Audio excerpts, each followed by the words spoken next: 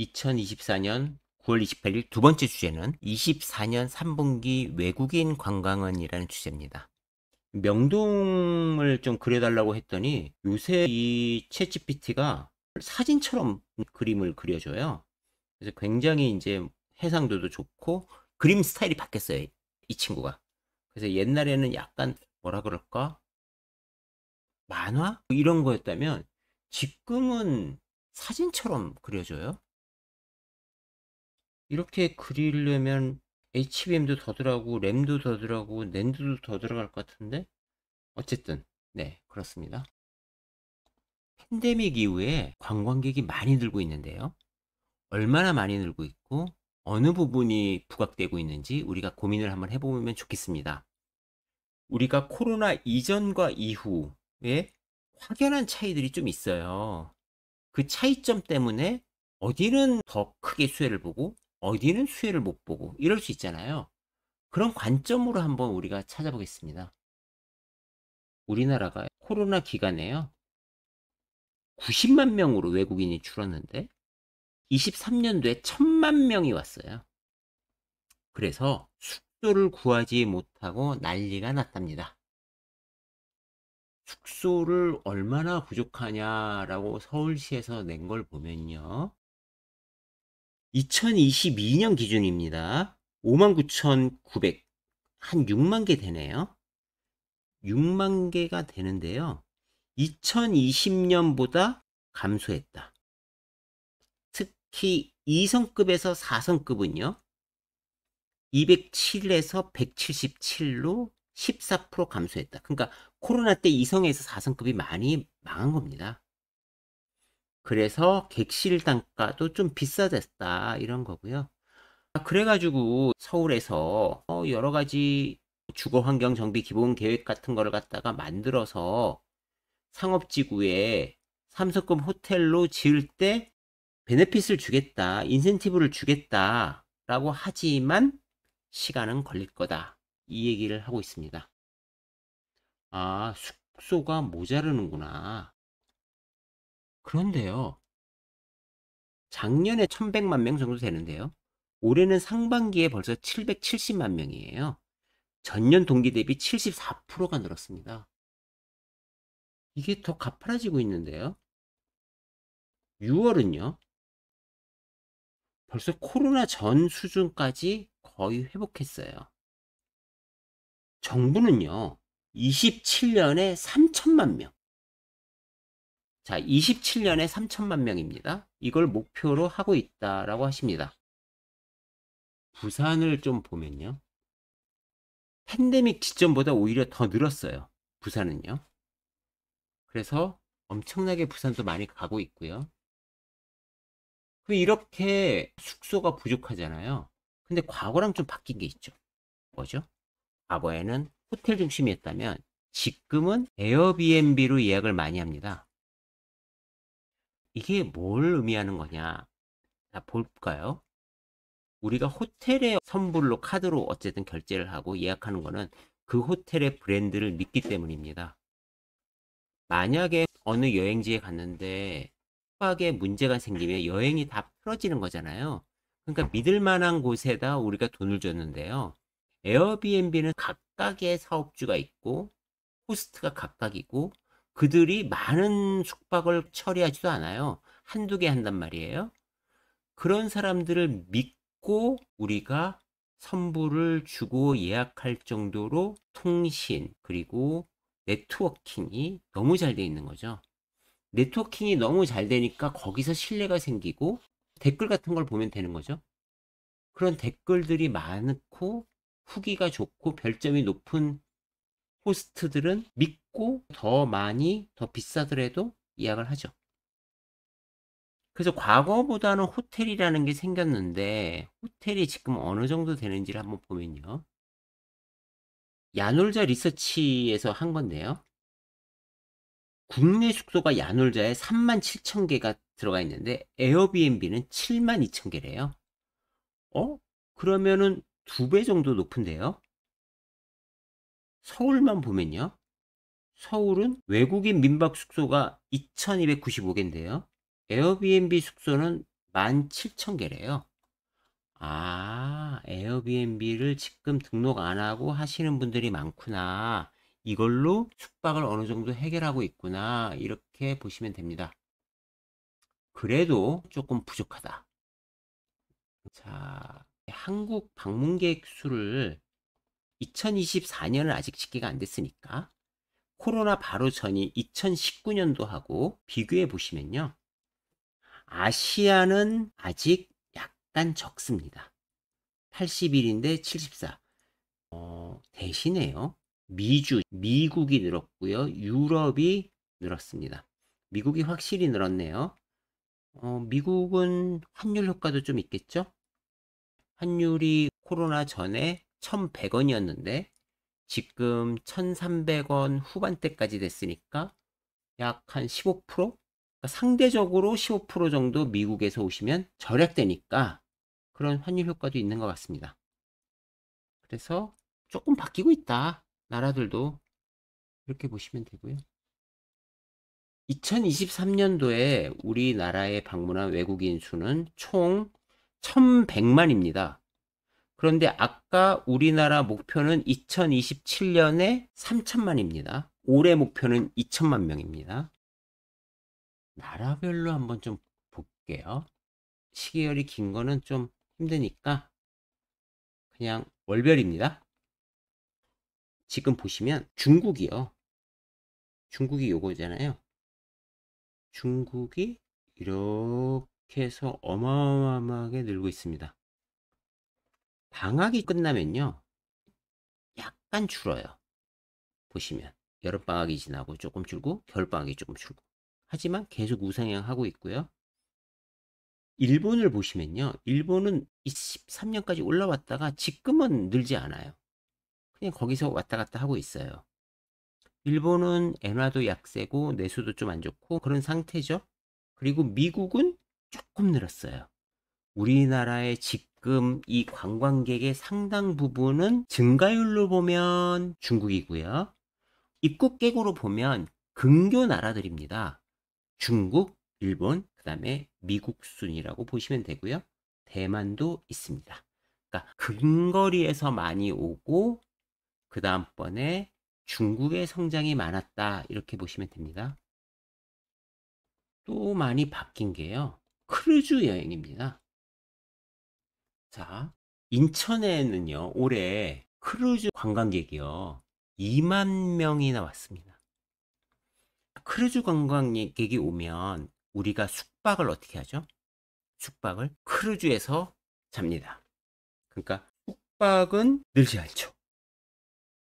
제주도는요, 지금 140만 명이 왔어요. 그러니까 전년보다 2배 넘게 늘어난 거고요. 이것은 크루즈의 영향이 많습니다. 크루즈는 숙박을 안 하고요. 먹는 것도 일부는 크루즈에서 해결하고요. 또 단체로 어디를 가죠. 버스를 타고 어디를 간다던가 아니면 중국 단체 관광객들의 식당을 가죠. 그러니까 개인 여행과는 조금 달라요, 크루즈는. 근데 크루즈는 원래 우리가 꽤 있었는데 중국은 2017년 사드 사태 후에 없었단 말이에요. 그런데 지금은 엄청나게 많이 들어온다, 크루즈가. 이렇게 보시면 됩니다. 크루즈 여행객이 많이 느는 것도 좀 다르다. 자, 크루즈 여행이 오면 호텔의 로드는 별로 안 걸리지만 그들이 쇼핑하고 이런 걸 하겠죠. 네. 크루즈로 오면 배로 들어오는데요. 배로 들어오면 그들이 시내 면세점을 가지 않는 이상에는 공항 면세점을 안 가니까 면세점도 조금 그렇고요. 그렇다고 쇼핑을 안 하진 않을 것 같고요. 뭐 이렇습니다. 그러니까 크루즈가 많이 오면 좀 다릅니다. 그리고 과거보다 이렇게 패키지에서 개인 여행이 많아지면서 에어비앤비도 많이 쓰는 거고 그런 거죠. 그러니까 크루즈 말고는 개인 여행이 늘어났다 이렇게 보시면 되고요. 여행신문에서 발췌한 건데요. 지금 1분기에 크루즈로 11만 명이 들어왔다는 거예요. 근데 작년 전체가 10만 명이었으니까 한 분기에 벌써 작년 걸 넘었으니까 올해 엄청나게 많이 증가할 거다. 그리고 전체 중에서 크루즈 관광객은 32%를 차지했다. 자, 관광객은 증가했는데 소비액은 하락했습니다. 크루즈니까 확실히 호텔비도 안 쓰고 먹는 것도 아침 먹고 나올 수도 있고 그렇잖아요. 크루즈에서. 그러니까 소비액은 하락하는 겁니다. 그리고 체류 시간도 좀 짧다. 이렇게 되는 거죠. 크루즈 여행의 장단점이 또 있습니다. 2023년 서울 관광 실태 조사를 서울시에서 했는데요. 보시면 방문 목적은요. 여가, 휴식이 84%입니다. 친지 방문 이런 거는 적으니까 빼고요. 가족들하고 같이 왔고요. 서울 체류 기간은 6일 정도 되고요. 그런데 과거보다 늘었어요. 왜냐하면 19년도에는 5일이었거든요. 하루. 그러니까 20% 정도 늘었어요. 재방문율은 2019년도에 50%였는데 조금 떨어졌어요. 타인의 추천 의향은 4.6으로 올라갔고요. 지금 보시면 과거보다 올라갔어요. 추천은 더 하겠다. 재방문 의향은 지금은 올라갔어요. 그러니까 재방문했던 사람들은 조금 줄었는데 지금 와서 보니까 재방문 의향은 올라가고 있어요. 전반적인 만족도도 올라가고 있어요. 지출 경비는 확 늘었어요. 284만 원입니다. 물론 20% 늘었잖아요. 체류 기간이. 그리고 인플레이션도 있었잖아요. 그러니까 188만 원에서 284만 원이 됐는데 여기에서 20%는 체류 기간 하루가 늘었으니까 5일이 6일 됐으니까 20% 는 거는 계산하자고요. 그러면 한 220만 원 정도가 돼야 되는데 그런데 284만 원이잖아요. 인플레이션 좀 있었다고 치더라도 과거보다 돈은 조금 더 쓰고 있는 겁니다. 대충 러프하게 계산하면 그렇고요. 자, 서울에 방문해서 뭐 하시는지 보면 백화점 많이 가셨고요. 편의점 많이 갑니다. 50% 백화점과 편의점 꼭 가네요. 자, 쇼핑 목록을 보면요. 화장품 향수가 60%나 되고요. 의류도 56%나 되고 김치, 인삼, 건강식품 이런 거가 한 40% 정도 됩니다. 식도라가 거의 다 참여했고 쇼핑도 거의 다 했습니다. 쇼핑 많이 했구나. 아, 먹는 데 많이 썼구나. 근데 과거에도 먹는 데 많이 썼을 거란 말이에요. 그러니까 쇼핑 좀 늘었을 것 같고 여러 가지 좀 돈을 쓴 것 같아요. 고궁 가셨고요. 그리고 명동, 홍대, 강남 숙박 이용 시설은요. 70%가 호텔이고요. 12%가 공유 숙박입니다. 그러니까 공유 숙박이라는 게 에어비앤비 같은 거죠. 그러니까 쇼핑 많이 했고 화장품 향수 의류 많이 샀고 그리고 편의점 많이 갔고 이렇게 우리가 알 수 있습니다. 서울시에서 자세하게 조사를 하셨네요. 외국인들을 좀 입국 전체를 간소화하고 관광 비자 발급 소요 기간도 단축시키고 편하게 들어오게 하자. 편하게. 그리고 크루즈도 계속 들어오게 하자. 이런 얘기고요. 또 특징 중에 하나가 있었는데요. 원래 태국이 좀 있었거든요. 근데 지금 태국이 좀 불법 체류자가 많아서 좀 엄격하게 심사하면서 태국 사람들이 별로 안 들어왔어요. 그래서 이 부분은 태국하고 조금만 잘 돼도 조금 더 들어올 것 같고요. 그 다음번에 하반기는 어떠냐? 하반기는 괜찮을 것 같습니다. 보시면 중국 사람들이 제일 많았잖아요. 중국 사람들이 지금 12만 명, 전년 대비 150% 증가입니다. 중국 사람들 더 많이 오는구나. 성장률 더 크네. 이렇게 아실 수 있습니다. 자, 정리해보면 이런 거죠. 숙박이라는 부분도 통신에 의해서 바뀌었고, 쇼핑도 좀 열심히 하고 있고, 화장품, 의류 많이 사고 계시고, 그 다음번에 우리가 크루즈도 들어오면서 좀 패턴이 바뀌는구나. 크루즈가 많이 들어오는 제주도 같은 경우에는 관광객 1인당 소비가 줄어드는구나. 이렇게까지 아실 수 있습니다. 두 번째 강의 여기서 마치겠습니다. 2024년 9월 28일 아시아 국가 관광업 상황을 한번 좀 보자고요. 아시아 관광 1위는 태국입니다. 우리 근교 나라부터 한번 볼게요. 일본은 지금 19년도에 3,188만 명. 2025년도에 3,200만 명이 목표입니다. 큰 차이 없네요, 일본은. 여행 소비액도 보면 15만 9천 원에서 20만 원입니다. 인플레이션 생각하고 그래도 조금 증가는 했지만 만족스럽진 않아요. 지방 숙박 일수는 지방으로 좀 더 늘리려고 하고, 비즈니스 목적의 관광객들이 조금 더 돈을 많이 쓰네요. 국제 회의를 갖다가 세계 5위로 개최해서 비즈니스를 많이 오게 하겠다는 거죠. 그러니까 돈 많이 쓰는 비즈니스들을 좀 많이 받고 싶은 거예요. 그래서 국제회의 참가자 수도 더 늘리고 싶고, 이런 목표가 있는 겁니다. 베트남은요, 우리나라 기업들이 엄청나게 많이 진출해 있잖아요. 그러니까 베트남에 도착하는 한국인들이 1등입니다. 근교 나라보다. 그러니까 3천이고요. 일본하고 비교해 볼까요? 6배가 좀 넘죠. 7배는 좀 안 되고. 우리가 베트남에 어마어마하게 많이 가는 겁니다. 진출도 많이 했고. 월등하죠. 중국은 워낙 인구도 많고, 그러니까 2,400도 이해되는데, 우리가 여전히 1입니다. 이럴 수 있는 것들이 뭐냐면, 우리가 무비자로 45일 있을 수 있고, 전자비자로는 90일까지 있을 수 있고, 이런 거죠. 그래서 베트남은요, 올해 관광객 목표 수는 1,800만 명입니다. 우리랑 비슷하네요. 우리가 2천만 명이 목표니까요. 베트남은 그렇습니다.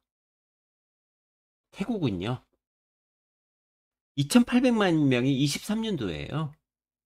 그러니까 꽤 늘겠죠? 올해 한 3천만 명 되지 않을까요? 우리나라가 2천만이 목표니까 우리보다 5, 60%는 더 많이 베트남이 관광객이 많이 가고 있습니다. 싱가포르는요, 1,200만 명입니다. 싱가포르도 많이 가네요. 캄보디아는 545만 명, 필리핀은 500만 명 이랬습니다. 그러니까 확실히 태국이 큰 관광 국가입니다. 태국이 관광 국가니까 태국을 좀 보자고요. 태국은 코로나 이전을 회복은 못했어요, 아직. 그래서 이 회복은 중국인 관광객이 아직 안 들어온 거예요. 조금 덜 들어온 거예요. 올해는 3,600만 명이군요. 그러니까 우리나라보다 훨씬 크네요. 우리는 2천만 명이 목표고, 태국은 3,600이 목표니까 거의 90%, 80% 맞습니다.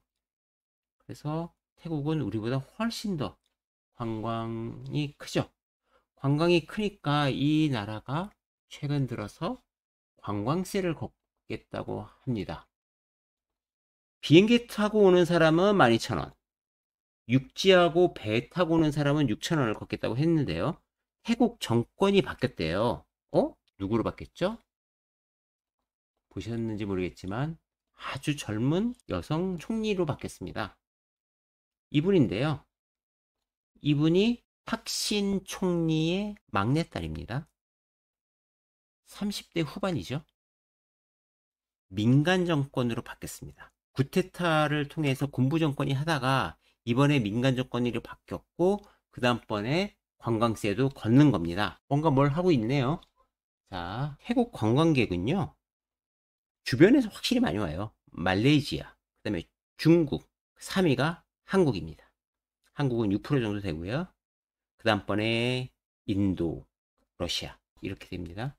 그래서 주변국인 말레이시아, 그리고 확실히 중국 사람들이 많이 가는 그런 나라입니다. 표로 잠깐 보면요, 이렇게 돼 있습니다. 그러니까 올해 목표가 꽤 많은데 3,600? 네. 우리는 27년도에 3천만이 목표잖아요. 26년도에 한 4,500만 정도 되는 건가요? 그 정도 목표로 하고 있습니다. 관광을 할 때 보면 많은 것들이 신경이 쓰이는데, 이 한국에서 보면 글로벌 면세점 순위가요, 원래 우리가 롯데하고 신라하고 한때 1위였다는 거예요. 그런데 지금은 확 떨어졌죠. 롯데가 4위고 신라는 6위입니다. 면세점 자리가 안 되는 거죠. 자, 면세점은 왜 안 될까? 여행 패턴이 좀 바뀐 게 영향이 큰 것 같아요. 그러니까 대규모 관광객을 통해서 어떤 특정한 쇼핑센터에 가서 이러는 패키지 여행이 아니라 개별 여행으로 많이 오니까 각자 아까 보셨듯이 백화점 가고 편의점 가고 이렇게 산단 말이에요. 이렇게 사니까 패턴이 바뀐 것 같아요. 쇼핑은 줄지 않았는데 굳이 면세점에서 살 필요가 없는 거죠. 더 다양하고 또 싼 것들을 살 수 있으니까요. 그래서 롯데 이야기를 보면 힌트가 좀 나와요. 롯데가 B2B 플랫폼 사후 면세점에 승부수를 걸었다. 최근 기사고요. 9월 10일이니까요. 여행 패턴이 변했다. 국내 면세는 안 된다. 그러니까 어떻게? B2B로 가자. 사후 면세점으로 가자. 아, 시내에서 하니까 사후 면세점. 이해는 되죠. 중국도 CDFG가 1인데요. 여기도 면세만 하거든요. 그러니까 중국도 면세는 안 되는구나. 아, 그러면 그 쇼핑이 결국은 시내에서 사후 면세점으로 간다. 이렇게 볼 수 있습니다. 그러니까 개인 관광이 많이 늘면서 뭔가 바뀐 거죠. 그러면 또 이때 찾아봐야 되죠. 사후 면세점에 우리가 보면 조건들이 있는데요. 사후 면세점이라고 다 텍스 리펀 해주는 거 아니거든요. 어떤 조건이 돼야 되는데 보시면 호주는 300 호주 달러 이상, 이탈리아는 154 유로 이상, 소비세가 22%네요. 높네요. 독일은 25 유로 이상, 스페인은 제한이 없었습니다. 그런데 이탈리아가 올해부터 154 유로가 아니라 70 유로로 환급 금액을 낮췄습니다. 그러니까 이 정도 이상이면 다 환급해 주는 거니까 대상자를 확대한 겁니다. 아, 각 나라도 사후 면세점에 신경을 쓰고 있구나, 이렇게 알 수 있습니다. 금요일 날 어떤 일이 발생했었냐면 일본 총리가 바뀌었잖아요. 일본 총리가 되면서 엔화가 갑자기 강세가 됐습니다. 엔화가 갑자기 강세가 되니까 우리로 보면 엔강 괜찮은 것 같은데, 왜냐면요, 요게 지금 엔 대비 달러니까요, 요게 떨어지면 엔화 강세거든요. 보시면 이렇게 올랐다가 이렇게 떨어지고 있잖아요. 이게 얼마까지 떨어질지 잘 모르겠지만 이렇게 떨어지면 일본 분들이 외국 나왔을 때 상대적으로 지출 규모가 줄어드는 거잖아요. 엔화 강세가 되면 나쁠 건 없겠다. 우리나라 여행 아까 보시면 일본 분들이 많이 안 늘었단 말입니다. 이 노란색이 일본 분들인데요. 많이 안 늘었던 이유 중에 하나도 환율이 분명히 영향을 있을 거예요. 왜냐면 달러 대비해서 30% 정도가 약세가 됐잖아요. 우리보다 훨씬 더 약세가 됐으니까 이 부분은 아마 좀 영향을 받지 않을까, 이런 생각도 듭니다. 그래서 지금 보면 여행이 바뀌면서 각 나라별로 신경 쓰는 부분도 다 바뀌고 기업들도 B2B 플랫폼이나 사후 면세점이나 이런 식으로 뭔가 소비 패턴이 바뀌면서 준비하는 것들도 달라지는구나. 그리고 우리나라가 롯데, 신라가 면세점 1위일 때도 있었는데 지금은 뒤처진 이유들은 소비 패턴의 변화구나. 이렇게 이해하시면 됩니다. 세 번째 강의는 여기서 마치겠습니다.